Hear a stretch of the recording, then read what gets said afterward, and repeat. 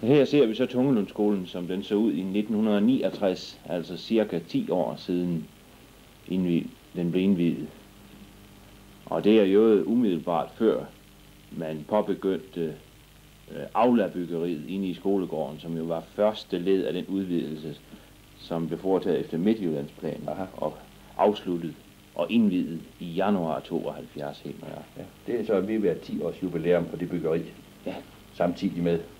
Ja, og her ser vi så skolen fotograferet fra Skolegade, og hvis vi kigger ned mellem cykelskur til højre i billedet og skolens bygning, så kan vi skimte Midtjyllandsplans byggeriet. Ja. Og inde i skolegården kan vi altså se Aulaen, som jeg omtalte før.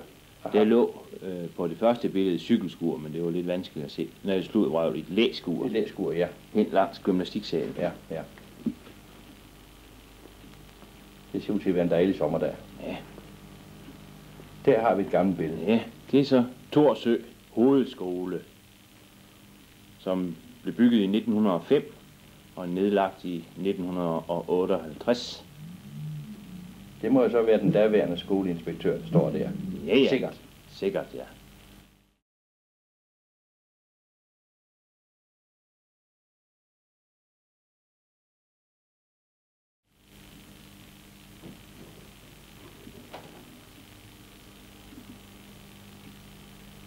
Så må vi ikke håbe, det er eleverne, han står sammen med der, for der var det en ret stor skole til det antal. Ja. Jeg kender jo desværre ikke året for billedet, eller ikke elevtallet.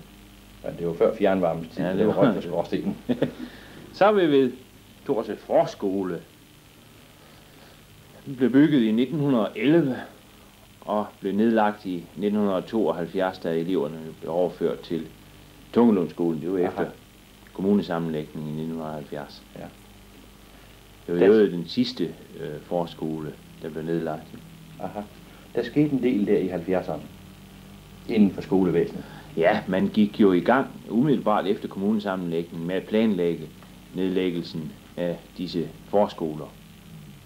Aha. Og der var Thorsø den sidste, der blev rammet. Aha. Der er så biblioteket der efter det. Ja, der er folkebiblioteket i dag. Nu kunne det. Og så er vi i Ejt Hovedskole. Den blev bygget i 1915 og også nedlagt i 1958, hvor den jo blev erstattet af Tungelundskolen. Ja. Og det samme var jo altså tilfældet med Thorsø Hovedskole, som vi så for lidt siden. Ja. Og det var første læreren i Ejt, der blev første lærer på Tungelundskolen, nemlig Frovin Andresen hed han. Der må være en meget, meget gammel billede. Ja, så er vi ved Ejt Forskole. Den er bygget i 1910 og nedlagt i 1971.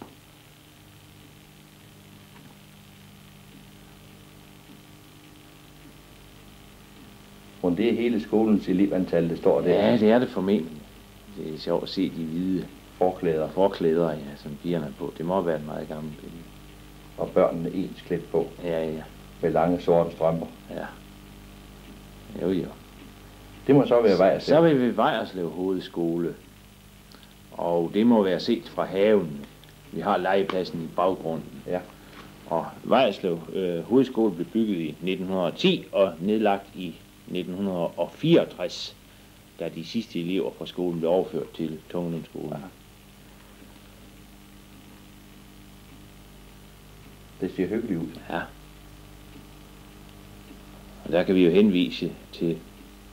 Nå, så ser vi skolen fra den anden side, fra skolegården. Og i forbindelse med nedlæggelsen der, var der jo meget debat i Vejerslev, om man nu skulle ansætte en ny lærer og så fortsætte. Altså, lærer Jensen, som vi ser til venstre, Alfred Jensen, var død på daværende tidspunkt. Og man diskuterede nu, om man skulle ansætte en ny lærer, eller man skulle overføre børnene til Tungelundskolen, og det endte det jo altså med. Ja, det er jo det, der fru Jørgensen har omtalt i jubilæumsskriftet.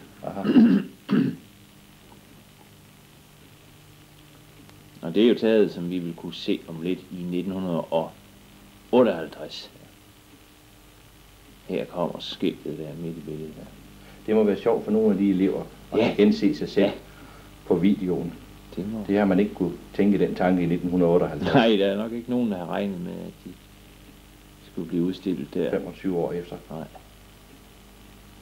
Fru Jørgensen har jo egentlig også haft en lang skolekarriere. Ja. Og nu om et øjeblik, så dukker fru Jørgensen op til højre i billedet.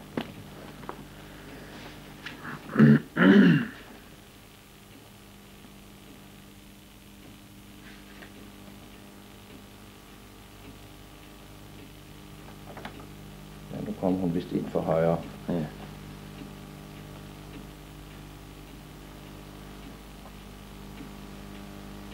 Der ser vi hende, ja.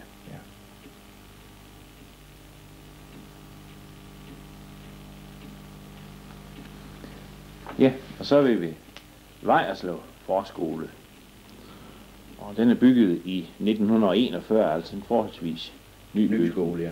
Og nedlagt i 1971, altså samtidig med Ejt Forskole. Ja. Og der bor fru Jørgensen jo stadigvæk. Hun købte skolen. Ja. Den funktionerer vel også i dag nogenlunde som noget af idrætsanlægget. Det gør den, ja. Og så er vi i Borgsø. Borgsø skole, som blev opført i 1917 og ligeledes nedlagt i 1971.